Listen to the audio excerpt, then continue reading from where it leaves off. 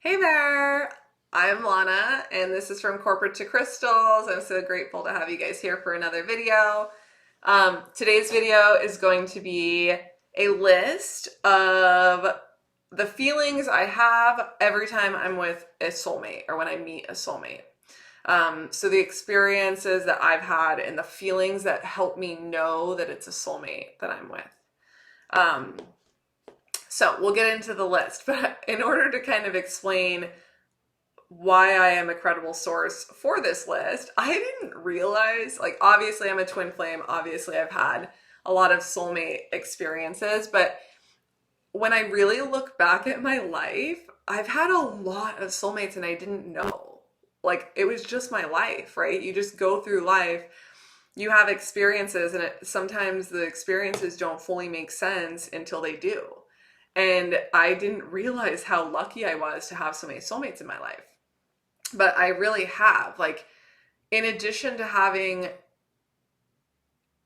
I mean, every romantic soulmate that you can have, I've had. Um, and then friendships, I mean, I've always, at every part of my life, I've always had at least one really, really, really close friendship. And they were all soulmates too, and I didn't know this. Plus my heart dog, which is a soulmate dog, right? I've got two dogs, and I'll do a video, I think, right after this on this topic as well. But I've had so many different types of soulmates that I really wanted to kind of like recap all of them and what were the feelings and the experiences that made me realize that this person or dog was a soulmate. So that's what this list is. Okay, so the first thing is there's like this instant, for me, there's this instant submissiveness to their energy. So I happen to be a person with a lot of like powerful energy, I guess. I didn't know that. But yeah, I can see it now. Like, now that I'm on this journey, I don't I'm very comfortable in my feminine energy and I'm very comfortable in my masculine energy, and I know how to navigate them both.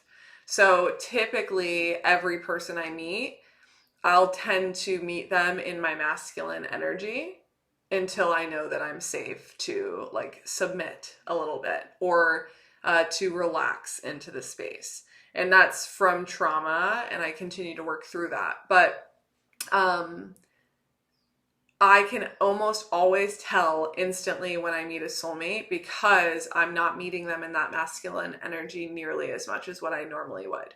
So I'm far more in my feminine, feeling safe, relaxed, and comfortable with them. And so to me, when I meet, especially a romantic soulmate, when I meet a man who is a soulmate of mine, I am almost instantly submissive. And that's just not who I am. Like, it takes some time for me to get there. And so I can always feel it right away with men, romantic partners. With friends, you don't like submit to your friends in that way. You just like are more vulnerable and relaxed, right? But their energy, no matter it's romantic or friendship, I am definitely more in my feminine energy and able to like get vulnerable, emotional, and relaxed. Yeah, the next item kind of pairs with that because there's like this instant respect that I have for them, which allows me to kind of like relax and submit a bit. Every single one of these soulmates, they can put me in my place. We all need to be put in our place, but your soulmate or all of my soulmates, they're the people who can put me in my place. Everyone else, I don't know, I just don't think that they can really. Like, I'm not sure what that is. Maybe it's that, there's what a soulmate is there's a small piece of you in this other person that is the same. That's why you guys have like, you're mated in a soul perspective. There's a piece of who you are that they also are. And because of that, it's like this instant understanding of like, this is someone that has my best interest at mind. This is someone who is trying to help, right? And so they put me in my place and I have this respect for them to where I listen. I don't like being told what to do. um, the third item is being able to be my authentic self very quickly. So we all put on a bit of a facade, especially, when we're younger and we're not fully comfortable with who we are yet, or we don't know who we are yet. And I could almost always tell when I was meeting a soulmate, friend, or romantic, because I was just acting different. I was myself almost almost immediately. And I could see straight through them, and I would make them be themselves as well. Like if they were wearing a facade, I'd be like, you don't have to pretend in front of me. Like I see you very clearly. And I'm sure that was kind of uncomfortable for some people, but that's just how it's always been. Like I've been able to see exactly what their insecurities are, their flaws are, and like honor it and like kind of think it's charming and cute. And then I just like instantly feel like I know that they can do that with me as well. So I want their feedback. I want their like opinion because I respect them.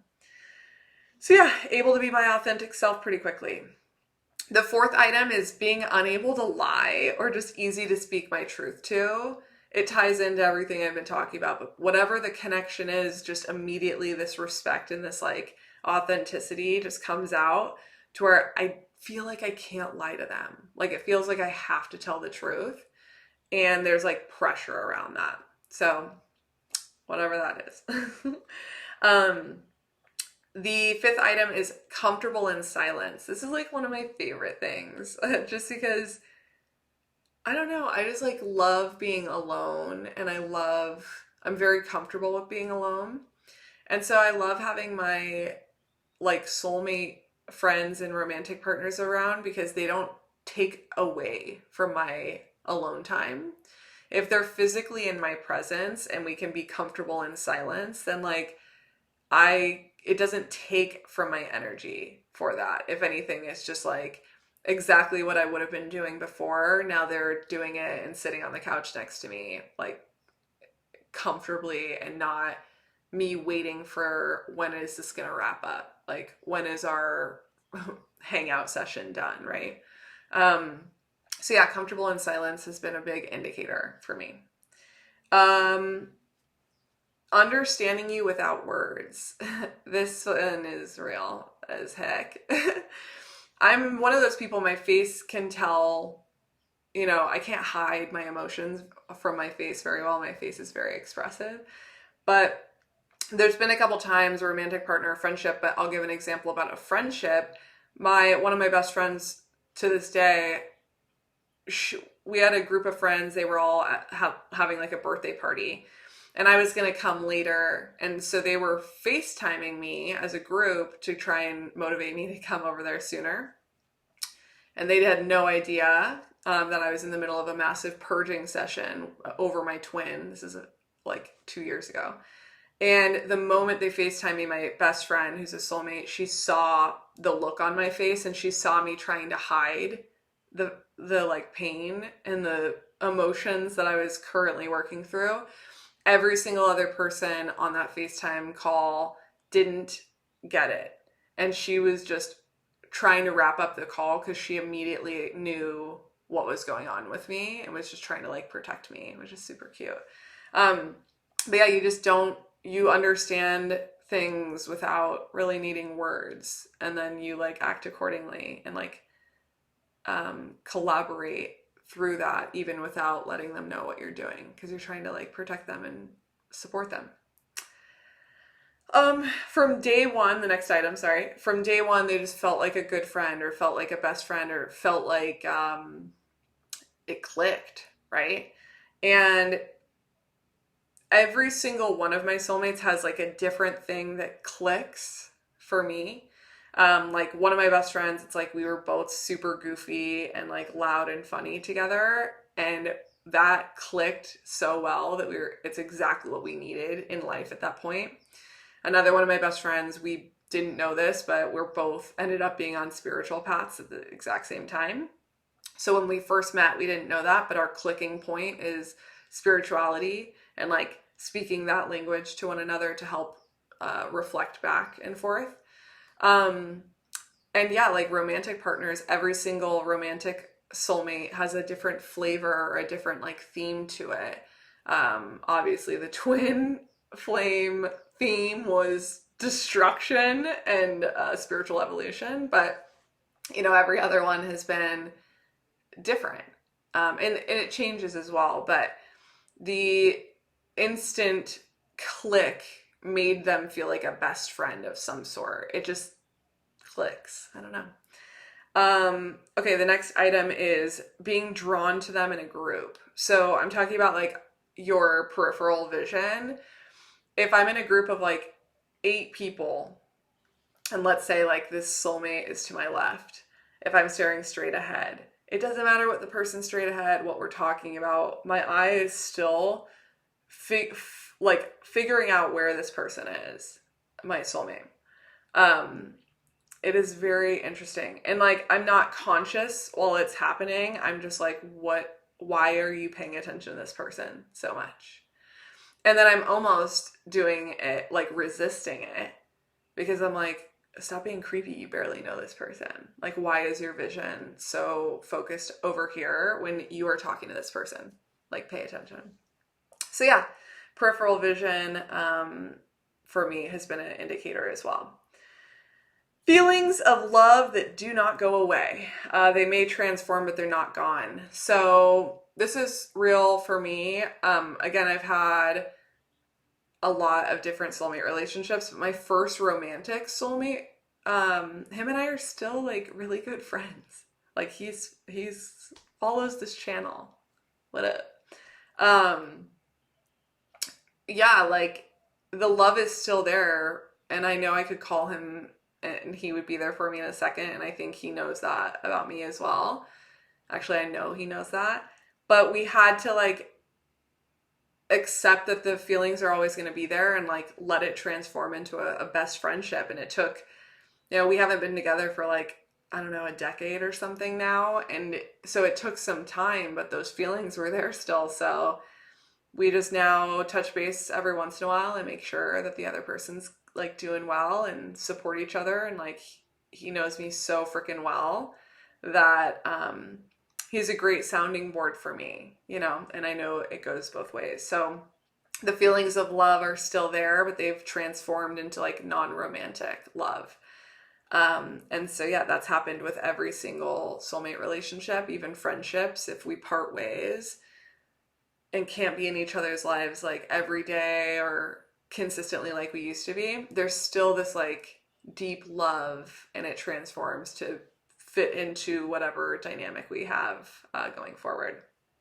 So yeah, beautiful. When they do something annoying, you tend to not be able to stay mad at them. Like maybe this is just easy for me to spot because some people are just really annoying, and like I can stay mad for a long time. And I also like kind of don't care.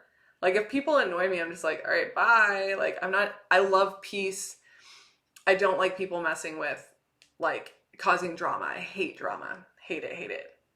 So in a romantic relationship or even a friendship, when someone annoys me, typically I have a hard time. Like I have to actively work on working through that because I just don't like drama. And I'm stubborn as heck as a Taurus. I can admit it. But with a soulmate, it's like the moment that we're done arguing or fighting or having a serious conversation, it's like we both knew that this was just to grow closer together. It wasn't to like threaten the relationship. Like we both still feel safe in the relationship.